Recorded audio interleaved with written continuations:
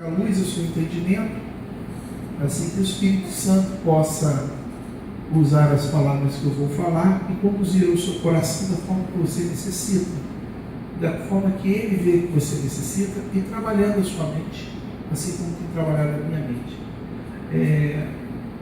Um segredo que vale uma vida. Ali, aquele homem que está ali, está simbolizando alguém que está contando um segredo. Irmãos, imagine que você tem um segredo. Quando você conta para alguém, o que acontece com aquele segredo?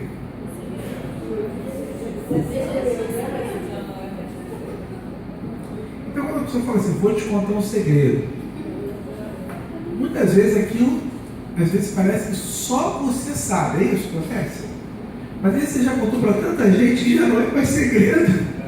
Vou te contar um segredo, não contei para ninguém. Mas aí você contou para 4. O segundo já não é mais segredo. Porque o primeiro você contou, acabou o segredo, não é mais segredo.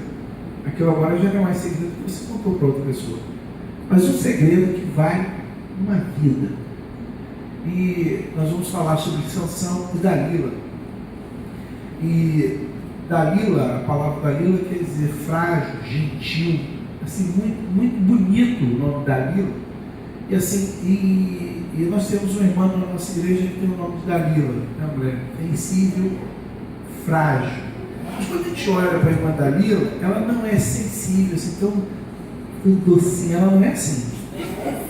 Ela é aquela mulher que bota o capacete na cabeça, sobe na moto, vamos embora, vamos nessa aí. É isso, Dalila? O tempo está ruim, vamos para cá, vamos resolver as coisas, vamos pegar ali, vamos para cá, pega logo, vamos resolver logo isso. É assim. Esse nome não diz muito respeito a isso, mas esse nome diz isso, significa isso. Não quer dizer que toda pessoa que tem o nome Dalila vai ter exatamente esse perfil de comportamento. Mas, na verdade, o que eu vou falar de Dalila não é muito bom, porque essa Dalila, ela não teve um comportamento muito legal. No entanto, ela não é enfoque da questão. Ela está envolvida no contexto, mas ela não é a questão de tudo que eu vou pregar. Eu queria ler o texto com vocês, tá bom? Bota pra gente aí. Vamos ver se a tradução está mesmo. Tenta botar outra para a gente ver.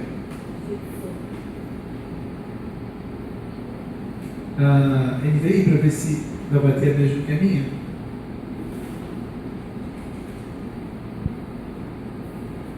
Não, a minha tradução é diferente. Eu vou ler com vocês, porque senão vai dar diferença aqui. Então ela lhe disse: como você pode dizer que me ama se não confia em mim? Esta é a terceira vez que você me fez de boba e não contou o segredo da sua grande força. Bota a outra agora para a gente ver como é que é a tradução da outra, só para a gente poder comparar. Disse ela: como pode dizer eu te amo, não estando comigo o teu coração? Deixa essa aí. Já 3 vezes zombaste de mim e ainda não me declaraste que consiste a tua força. Imagina. Sucedeu que, importunando ela todos os dias com as suas palavras e molestando a alma dele, se angustiou até a morte. E descobriu-lhe todo o seu coração e disse-lhe: nunca passou navalha pela minha cabeça, porque sou nazireu de Deus desde o ventre de minha mãe, e se viesse a ser rapado ou raspado, ir-se-ia de mim a minha força, e me tornaria fraco, e seria como qualquer outro homem. 18. Ok. Vendo Dalila que ele descobrira todo o seu coração, mandou chamar o chefe dos filisteus, dizendo: subi ainda essa vez, porque agora me descobriu ele todo o seu coração. E os chefes dos filisteus subiram a ter com ela, trazendo o dinheiro nas suas mãos.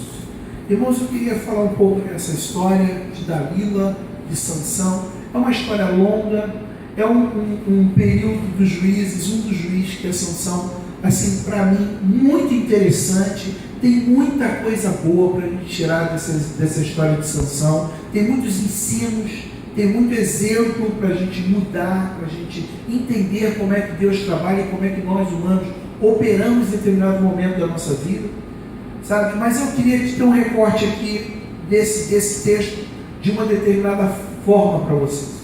Primeiro, contando a história como é que Sansão nasceu. Ele veio da tribo de Dan. Sansão veio da tribo de Dan, seu pai era da tribo de Dan, e sua mãe era estéril, não podia ter filho. É muito interessante que na história patriarcal, todos os patriarcas, as três mulheres, nenhuma delas podia ter filhos. E eu vejo, eu observo que muitas vezes, no processo de Deus chamar uma pessoa, não digo que sempre seja uma regra, mas de vez em quando isso acontece. No processo que Deus tem para chamar uma pessoa, muitas vezes nesse processo há sempre um embargo, uma dificuldade para que a pessoa chegue até a vida, ou alcance a vida, nesse plano. Há sempre um bloqueio, sempre uma dificuldade. E não foi diferente com a mãe de Sansão e com o pai de Sansão. Ela não podia ter filhos, já tinha idade, e então um anjo aparece a ela e diz para ela o seguinte: olha, você vai ter um filho, e esse filho vai ser um instrumento para livrar os israelitas dos filisteus. No entanto, eu quero dizer uma coisa para você: olha, algumas coisas você vai ter que fazer com esse menino. Uma delas, não poderá passar navalha na sua cabeça. Outra, olha, ele não pode beber vinho e nem bebida forte. E ele, em algumas traduções, fala nenhum derivado de vinho no sentido de bebida. Esse garoto não pode entrar onde está morto. Era o voto de Nazireu. Era um voto muito forte. Não podia ser quebrado. E Sansão, assim, veio esse homem. Eu vou contar só para vocês entenderem a história, porque tem muita coisa boa nessa história para a gente pregar. Outro dia eu prego um pouco mais sobre isso. Mas é muito interessante porque quando ela chega ao seu marido, ela conta para ele, dizendo que uma pessoa, um homem, um profeta, veio ter com ela e que disse que ela ia ficar grávida. E ela ficou super feliz e o marido, em momento nenhum, duvidou. E quando eu vejo essa atitude do marido do pai de Sansão, eu percebo o seguinte, que uma das coisas que a gente sempre está cansado de ouvir e às vezes de falar, é que Deus, ele se agrada com a fé, mas não se agrada com a incredulidade. E quando aquela palavra foi liberada pela sua esposa, ele não questionou nem duvidou da sua esposa, ele acreditou na sua esposa. E ele então pediu, olha, que esse anjo venha de novo para confirmar. E o anjo veio. E foi muito interessante quando o anjo veio, apareceu para ela pela segunda vez. Ele então, ela vai chamar, guarda um pouquinho, vou chamar o marido. E foi chamar o marido, ele veio, encontrou com o anjo, falou com o anjo, ofereceu alguma coisa ao anjo, ele disse: não quero nada, eu não como nada. Mas se você quiser, ofereça ao Senhor. E aí, ele foi oferecer o holocausto para o Senhor. E aí, quando ele faz o holocausto, que queima o animal, que sobe a fumaça, o anjo sobe no meio da fumaça, eles caem no chão. E é uma coisa que chamou muita atenção, não vou pregar sobre isso, mas queria muito um dia pregar sobre isso. É quando ele cai no chão e fala uma coisa para sua mulher que me chamou muita atenção. Ele fala assim: olha, vamos morrer. Irmãos, dê graças a Deus pela sua esposa. Os homens, diga: graças a Deus pela minha esposa. Graças a Deus pela minha esposa. Você consegue? Está difícil aí? Graças a Deus pela minha esposa. Fala para ela, meu irmão. Graças a Deus. Pastor, você está mesmo crucificando nós dois. É só para você, só para ela que vergonha, só para ela. Mas é que eu vou ouvir um montão de coisas, é melhor que eu focar o coração delas. Irmãos, graças a Deus pela esposa. Quando ele cai no chão com um doido. Ele vai lá e vou morrer, meu Deus, vou morrer, meu Deus. Ela diz: calma, rapaz, você está doido. Você acha que Deus faz essa promessa para matar a gente? Eu fico pensando que todo mundo fala que a mulher é muito sentimental, muito emocional, mas quem foi emocional foi esse cara. Eu estou nervoso, meu Deus, vou morrer, mulher. Vou morrer, se prepara para morrer. Ela disse: que é isso? Tá bobo, que é isso? Se fosse menino, você é bobo. É bobo, que é isso? Para com isso, para que você deixe quieto. Foda o nordestino: não veste não, fique quieto aí no seu canto. Sossegue. Para com essa bobice de nome dele. Que isso? Você acha que Deus vai fazer tudo isso? Dá problema, não mata a gente. gente tão racional e homem tão emocional. Irmãos, eu vou te dizer, muitos conceitos caíram com essa colocação dessa mulher, essa posição desse homem. Então, graças a Deus pelas mulheres. Amém? Amém. Eu dou graças a Deus, porque às vezes eu sou irracional, às vezes minha esposa é racional. E aí segue e ele fala, aí imagina esse cara, eu vou fazer uma cena cômica. Ele diz, ai, esses filhos vão morrer. E a mulher está olhando para ele, que isso? Que isso? Sai daí, rapaz. Ele baixa, vou morrer. E ela, que isso? Calma. Aí fala para ele, você acha que ele ia matar a gente aí? Levanta. Mas imagine que aquele cara de idiota.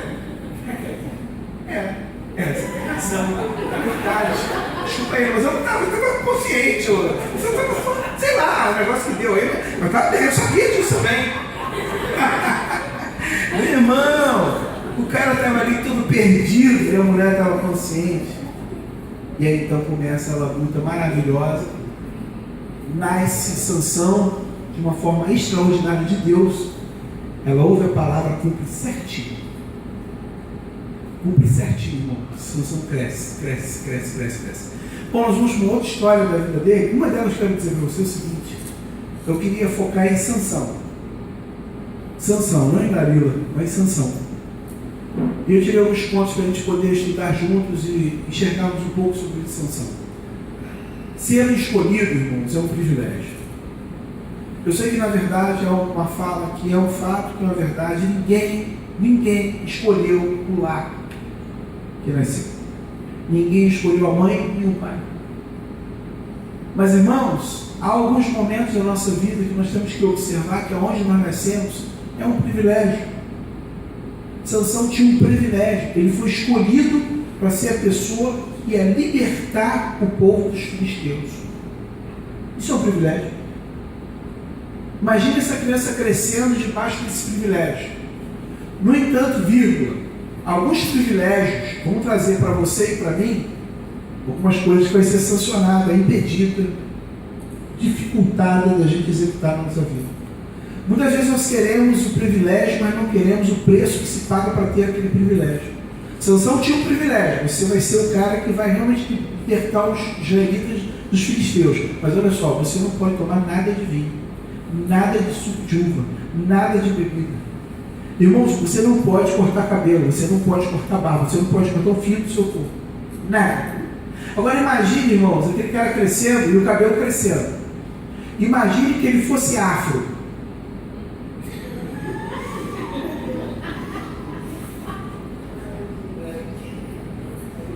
Olha, eu vou dizer aquele cara, eu sempre não, mas vou falar do cara mais atual, aquele cara que dança black, como é que chama ele? Aquele cara da tua época, fazia assim, Charlie Brown, e tem um outro aí brasileiro, como é que chama ele?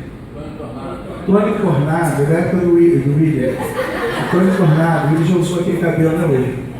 Cabelão. Tony Tornado, irmãos, ele dava inveja se fosse afro. Se ele fosse, não sei como é que era o cabelo dele, se era liso, beleza, ia caindo. Mas imagine, podia cortar em um pedacinho, cair no olho, que incomodava. Poderia ter sido uma chacota, parece uma menina, não sei o quê. Ele tinha que ver aquilo. Ok? Ele tinha que ver aquilo. Então é interessante a gente perceber que o seguinte, ser escolhido é um privilégio, mas também tem as suas batalhas e as suas dificuldades. Sansão nasceu de uma promessa que livraria Israel da opressão dos filisteus. Sim, irmãos, muitas vezes você foi gerado por uma promessa de Deus, e às vezes a gente não se dá conta disso. Que você nasceu e eu nasci para uma promessa de Deus. Deus tinha um projeto com você.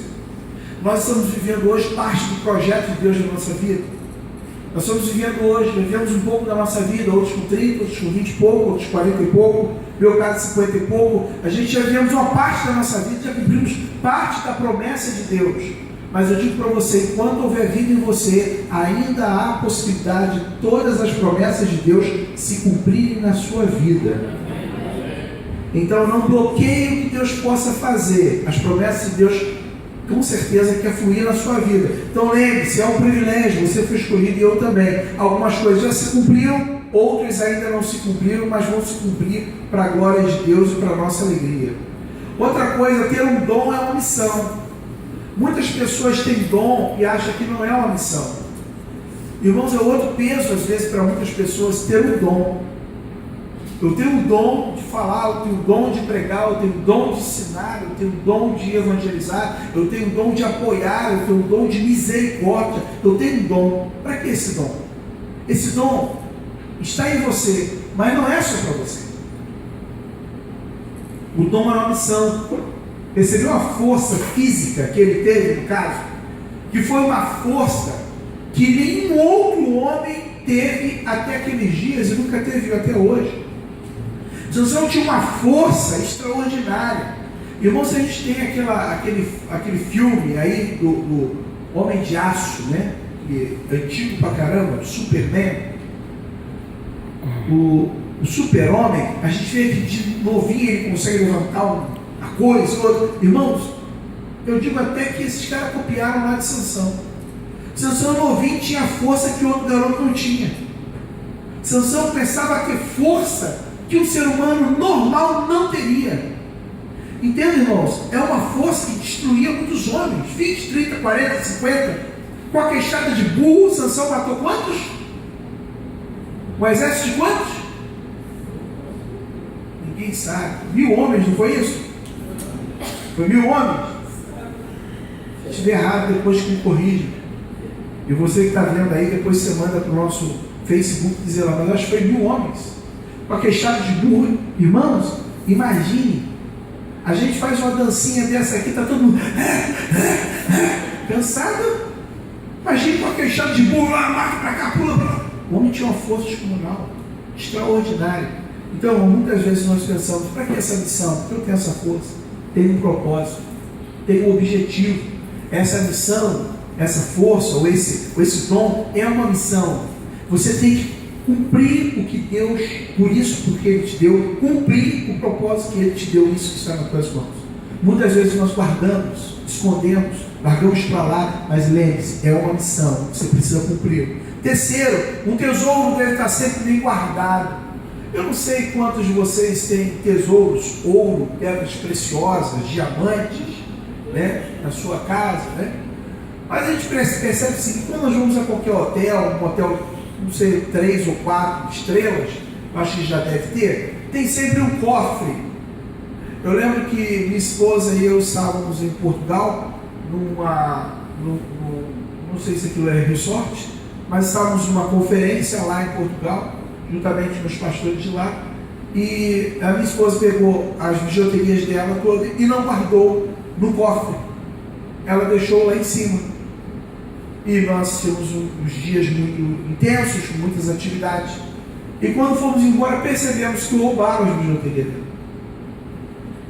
levaram as bijuterias dela todinha. Não sei se foi toda ou parte da bijuteria. Mas aí, por que ela deixou lá em cima? Porque não tinha valor financeiro. Mas certamente, se fosse um cordão de ouro, de safira, não digo isso, diamante, ou uma outra pedra cara, de valor, ela teria botado no cofre lá, fechava e tranquilo, não teria problema nenhum. Mas muitos de nós sabemos disso, quando alguém tem uma coisa de valor, irmãos, nós não deixamos na mão de qualquer pessoa. Ou seja, quando você tem uma coisa de valor, você só pode dar na mão de alguém que saiba o valor daquilo que você está dando. Imagine você tem um filho, uma pessoa que não é responsável, você daria o seu filho para ficar na mão sob os cuidados dessa pessoa? Jamais. É muito precioso, muito valoroso. Então, irmãos, muitas vezes isso aconteceu com Sansão. Sansão não parou para perceber o valor que ele tinha, o tesouro que ele tinha, a força que ele tinha, ele não valorizou. Era um grande tesouro. E olha, quantas vezes a mulher tentou, estava o texto lá, ela tentou 3 vezes. Dalila, não é você não, tá, Dalila? Dalila, toma jeito, Dalila. Não é você, Dalila. Você tentou Sansão 3 vezes. Não 3 vezes. A primeira ele falou, não vou falar não. A primeira ele conta lá uma história, faz isso, aquilo, outro, não vou chegar nos detalhes. Ah, faz assim, pega minha trança, na última ele pegou, pega minha trança assim, pega um ferro de tiar, bota no meio assim, trava, e aí as três vezes, ele não falou para ela, porque aquilo era muito precioso. Mas chegou um momento, essa mulher foi muito insistente, Dalila, seja insistente para coisas boas, não é com você, Dalila, é aquela Dalila de lá. Sejamos insistentes para as coisas boas, não para as coisas ruins. E agora eu quero falar para você, olha, cuidado, mulher, quando você fica o tempo todo falando na cabeça do seu marido, agora é para as mulheres. Aí fica falando, olha, não sei o que, olha, não sei o que lá. E o marido fica, não, mas não dá, não tem como, né? Eu não sei o que, eu não sei o que lá, eu não sei o que lá. Irmãos, e fala. O marido fica, tá bom, pode deixar, semana que vem eu vou fazer, aí chega lá na semana, e aí você não fez, eu não sei o que, e fala de novo, e fala, meu pai. Meu irmão, Sansão tinha um tesouro, ele não podia falar. E a mulher ficou falando. Agora os homens, graças a Deus, Senhor, tirou o fardo, meus ombros, botou nela também. Meu irmão, até que um dia Sansão cedeu para aquilo que não deveria ceder. Irmãos, eu digo às vezes, eu queria não botar esse peso só sobre as mulheres, mas eu gostaria de botar sobre os homens também. Porque às vezes a gente quer uma coisa, a gente fica falando, até a pessoa ceder. Quando a pessoa cede, pronto, depois arranjou um problema para a sua vida. Aí lá na frente eu falo, meu Deus, e deu ruim. E aconteceu isso com você? Você quer muito uma coisa, você quer aquilo, eu quero aquela roupa que você passa. Parece que a roupa está te puxando. É assim mesmo, né? Passa assim, a roupa parece que puxa ela. Não vou entrar na loja, não vou entrar na loja. Passa com o marido, parece que a loja está puxando, não vou entrar. Aí acaba entrando. Não vou comprar, vou só olhar, já está saindo comprando. Isso acontece com os homens também. Né? Aí pronto, comprou. Caramba, agora vou pagar. Meu Deus, deixa eu pagar. Aí Deus que está lá, tranquilo, no escritório dele, tranquilo, cuidando de tudo. Ela fala, Deus vai dar um jeito. Deus falou, eu não comprei nada. Não mandei você comprar nada. É verdade. Mas ela fala, quando o marido fala com ela fala, Deus proverá. É que eu?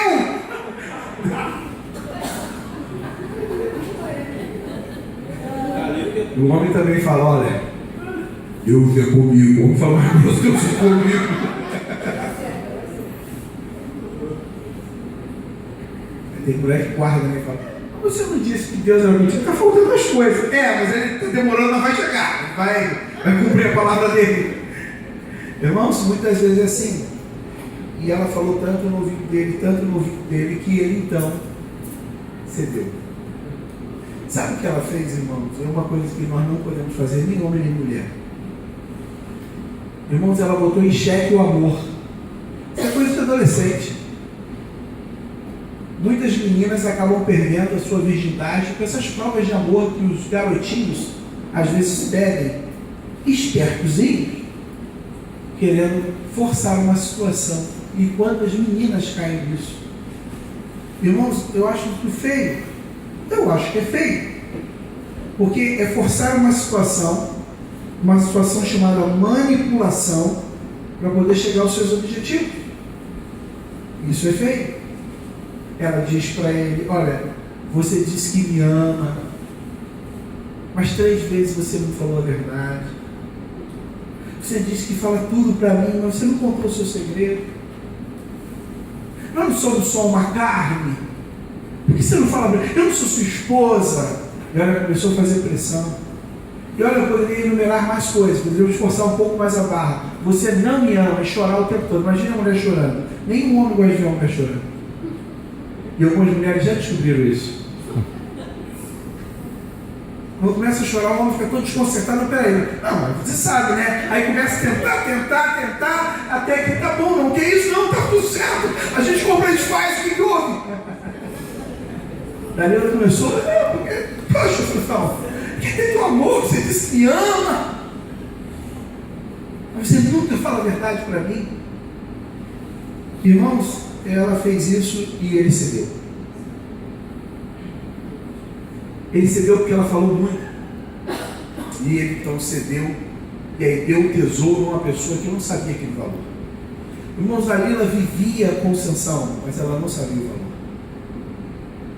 Ela não sabia qual era o valor que aquilo existia na relação deles. Irmão, você lembra da palavra de John Beverly no domingo? Ele ministrando na quinta, ele falou claramente, Judas, ele não sabia. Para Judas, e aí eu tive esse entendimento também, para Judas ele ia entregar Jesus, e depois Jesus ia sair daquela. Ele pensou que ia entregar Jesus, e depois Jesus ia, ele não imaginava que ia entregar Jesus, Jesus ia ser preso e ia ser morto. Ele botou a mão na cabeça e falou, o que eu fiz? Eu não sei o paradeiro de Dalila, quando Sansão foi preso, arrancaram os seus olhos, e ficou escravizado como um jumento, um burro de carga. Olha, irmãos, não sei como estava o coração dessa mulher quando viu aquele homem no chão, prostrado, acabado. Eu não sei quanto, o último versículo 18, eu não sei quanto exatamente essa mulher recebeu por causa disso. Eu não sei quanto de dinheiro veio para as mãos dela. Eu não sei quanto durou esse dinheiro. Eu não sei se esse dinheiro pagou o sofrimento daquela mulher e da angústia que ela teve.